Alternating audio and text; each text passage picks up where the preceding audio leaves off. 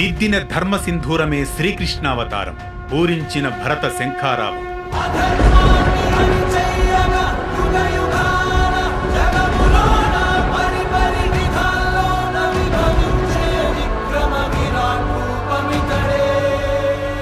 దుష్ట శిక్షణ శిష్ట రక్షణే ధ్యేయంగా అవతరించాడు ఆనాడు శ్రీకృష్ణ భగవానుడు. దేశంలో అలాంటి దుష్ట శిక్షణే ధ్యేయంగా అలనాటి ఆయన సందేశంగా యథా యథాహి ధర్మస్య అంటూ ముందుకు కదిలాడు నేటి భరత వంశీయుడైన భారత సైనికుడు. ఆ భరత సైనికుడు దిద్దిన ధర్మ సింధూరమే ఈనాటి అనగనగా.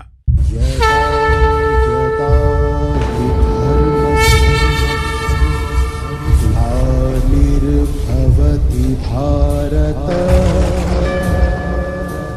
అభ్యుత్థానం అధర్మస్య తదాత్మానం సృజామ్యహం.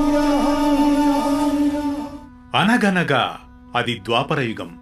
అలనాడు క్రమంగా అధర్మం రాజ్యమేలుతుంటే, ధర్మానికి హాని కలుగుతుంటే, రాజ్యంలో ఆక్రందనలు పెరిగిపోతుంటే, ఆనాడు ఈ లోకాన్ని ఉద్ధరించేందుకు, దుష్టులను శిక్షించేందుకు పూనుకొని ధర్మాన్ని స్థాపించేందుకు ధర్మ సింధూరాన్ని అర్జునుడికి దిద్దడానికి అవతరించిన దైవమే, ఆనాటి రూపమే శ్రీకృష్ణ భగవానుడు.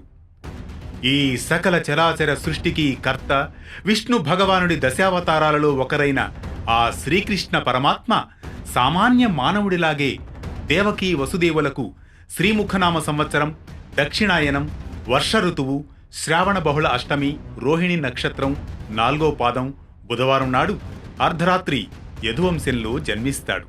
సాధారణ జనుల మధ్యే సామాన్య మానవుల రూపంలోనే జన్మించి అధర్మం నివురుగప్పిన నిప్పులా దినదినాభివృద్ధి చెందుతూ ధర్మానికి ఆటంకం కలిగించినప్పుడు ఏమాత్రం ఆలస్యం చెయ్యక, కనికరం చూపక దుష్టశక్తులను శిక్షించడం దుష్ట శిక్షణలో ఓ భాగమని, కర్తవ్యాన్ని ఓ కర్మబద్ధమైన బాధ్యతగా గుర్తెరగాలని, అది శిష్ట రక్షణలో భాగమేనని, లోక కళ్యాణం కోసం చేసే కర్మలు భగవంతునికి ప్రీతికరమైనవని, ఇవి బంధాన్ని ఏమాత్రం కలిగించవని మోక్షప్రదాయకంగా భావించాలని ఉద్బోధిస్తాడు భరతవంశీయుడైన ఆనాటి అర్జునునికి శ్రీకృష్ణ భగవానుడు. అంతేనా, సమాజంలో సామాన్య జనులందరూ సోదర భావంతో ఎలా కలిసిమెలిసి జీవించాలనే జ్ఞానబోధన కూడా చేస్తూ సమాజ హిత మార్గదర్శిగా వెలిగిన అవతారమే శ్రీకృష్ణ అవతారం.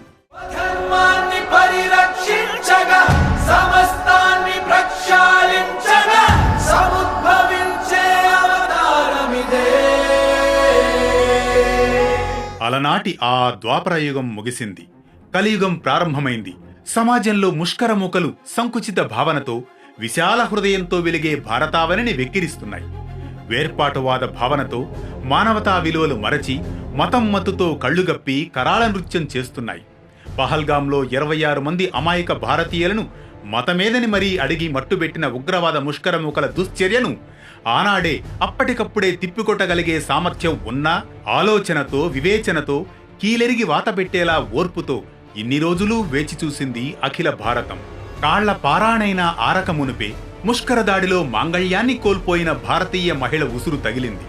ఆక్రందన మిన్నంటింది, ఆకాశం ప్రతిధ్వనించింది. సమయం ఆసన్నమైందని శ్రీకృష్ణ భారతం ఆదేశించింది. కథనోత్సాహంతో ముందుకు ఉరికాడు భరత వంశీయుడు సైనికుడు. ఆ ఉగ్ర ముష్కరులపై అపర నరసింహుడులా ఎగిరి దూకాడు. ముష్కరులు భారత స్త్రీ నుదుటి సింధూరాన్ని చెరిపేస్తే వారిని శిక్షించేందుకు ప్రతినపూనాడు. ఆపరేషన్ సింధూర్ అన్నాడు మన దేశ సైనికుడు. యదా యదా హి ధర్మస్య గ్లానిర్భవతి భారత అభ్యుత్థానమధర్మస్య తదాత్మానాం సృజామ్యహం. ఆ శ్లోకమే ధ్యేయంగా, శ్లోకమే ధ్యానంగా, శ్రీకృష్ణుని ఆదేశంగా నేటి భారతం శిరసావహించింది. జై జవాన్ అంటూ సెల్యూట్ చేస్తోంది. జై హింద్.